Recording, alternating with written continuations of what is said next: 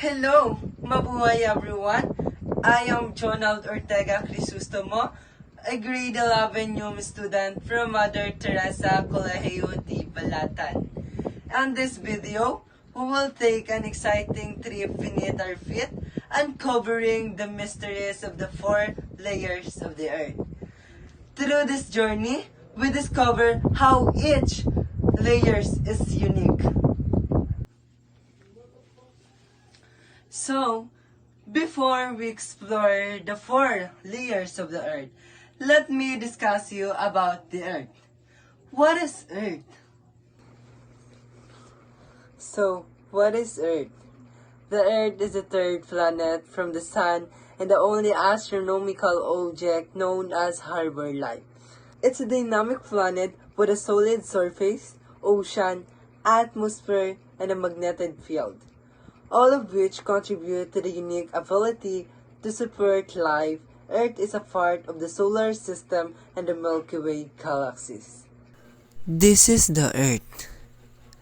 The planet on which we live is called Earth. It travels around the Sun along with the other planets in our solar system. The planet Earth is located in one of the spiral arms of the Milky Way, a large spiral galaxy. The Earth is a rocky terrestrial planet that has a surface covered with mountains, valleys, canyons, and so much more. What is special about our planet is that water is covering 71% of its surface. The Earth has 4 main layers: the crust, mantle, outer core, and inner core. Each layer has a different composition, density, and temperature. Why understanding the Earth layers is important? Understanding the Earth layers is essential for several reasons because it helps us to comprehend geological processes such as plate tectonics, earthquakes, and volcanic activity. By studying the Earth layers, we can predict and prepare for natural disaster, saving lives and reducing damage to infrastructure. The Earth layers contain valuable resources like water, mineral, and fossil fuels. Understanding these processes help us mitigate the effects of climate change and conserve the environment. Let's proceed to the 4 layers of the earth. The crust. The Earth crust is the 10th outermost solid layer of our planet, lying above the mantle and forming the surface where we live. It is made up of solid rocks and minerals, and it's divided into 2 main types, the continental crust and the oceanic crust. Despite being the thinnest of Earth layers, the crust plays a vital role in supporting life, shaping landscape, and influencing geological processes. The differences between oceanic crust and a continental crust are due to the different ways in which they are formed. Oceanic crust is formed from magma that rises from the mantle and cools at the ocean floor. Continental crust, on the other hand, is formed from the accumulation of sediments in the melting of rocks. Composition. Continental crust is mainly composed of granite, gneiss, and other felsic rocks, which are rich in silica and aluminium. These rocks are lighter and less dense than the rocks of oceanic crust. The thickness. This is the thickness. The continental crust is much thicker than oceanic crust, ranging from 20 to 70 kilometers in thickness.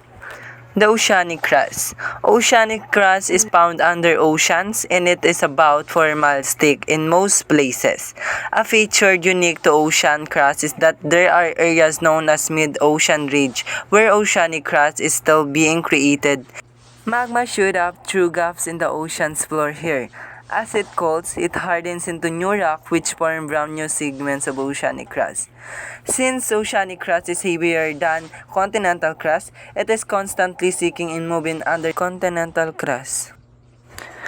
Composition. Oceanic crust is mainly composed of basalt, which is a mafic rock rich in iron and magnesium. These rocks are denser than the rocks of continental crust. Thickness. Oceanic crust is much thinner than continental crust, typically measuring only 6 to 10 kilometers thick. And the next is the mantle. The mantle. The mantle is the layer beneath the crust and makes up the majority of the Earth's volume. It is composed of solid but flowing rock called mantle rock. The uppermost part of the mantle is partially molten and is known as the atmosphere. The mantle is divided into two parts, the upper mantle and the lower mantle. The upper mantle includes the layer just beneath the crust and the atmosphere, which is partly molten and allows tectonic plates to move. The lower mantle, hotter, denser, and more rigid due to higher pressure. The temperature in the mantle range from about 500 degrees Celsius near the crust to over 4,000 degrees Celsius near the core. This heat causes convection currents, slow swirling movements of rock which drive plate tectonics, create earthquakes, and cause volcanic activity. And the third is the outer core. The Earth's outer layer, known as the crust, is the thin solid shell that forms the planet's surface. It serves as the foundation for all landforms, ocean, and living organisms. Despite being the layer we live on, it makes up less than 1% of the Earth's total mass, floating above the denser mantle below. Composition. The Earth's outer layer, called the crust, is made mostly of solid rock. It has two main types: continental crust, which is mostly granite, rich in silica and aluminum, and oceanic crust, which is mostly basalt, rich in silica and magnesium.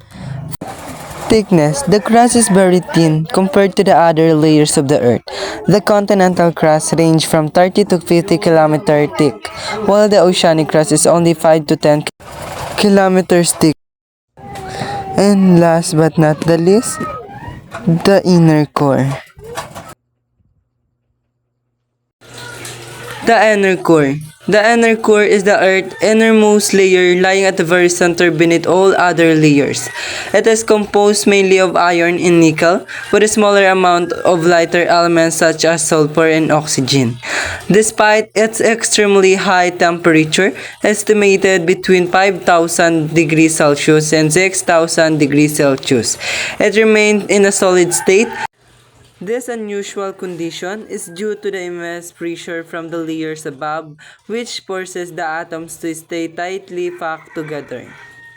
The inner core has a radius of about 1,220 kilometers, making it slightly smaller than the Moon. Over geological time, it slowly grows as the surrounding molten outer core cools and solidifies.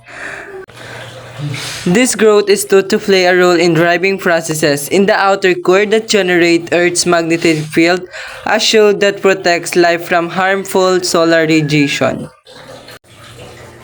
In summary, the inner core is the smallest but vital part of our planet. Its extreme heat, immense pressure, and solid composition make it one of the most fascinating and important features of Earth's internal structure. Composition, made mostly of iron and nickel, with a small amount of lighter elements like sulfur and oxygen. Extremely dense because of the intense pressure from all the layers above. The thickness. Thickness. Radius about 1,220 kilometers. Located at the very center of the Earth. The temperature range from 5,000 degrees Celsius to 6,000 degrees Celsius, as hot as the surface of the sun. This toolbox is the layer-by-layer comparison by each layers. From this table, as you can see, the crust is the thinnest, the mantle is the thickest. Only the outer core is liquid, the rest are solid or semi-solid. And the temperature increases dramatically as we go deeper. Engaging conclusion. So, let's wrap it up. The crust. The crust is our home, then by vital. The mantle. The mantle drives Earth's geological activity. The outer core. The outer core generates the magnetic fields that shields life. And last but not the least, the inner core. The inner core anchors the planet's structure in heat. And that's bring us to the end of my presentation. I hope this gave you a clearer understanding and inspire you to see the topic in a new light. Thank you for your time and attention, and remember, learning doesn't end here. Until next time, keep exploring, keep asking, and keep growing. Thank you everyone.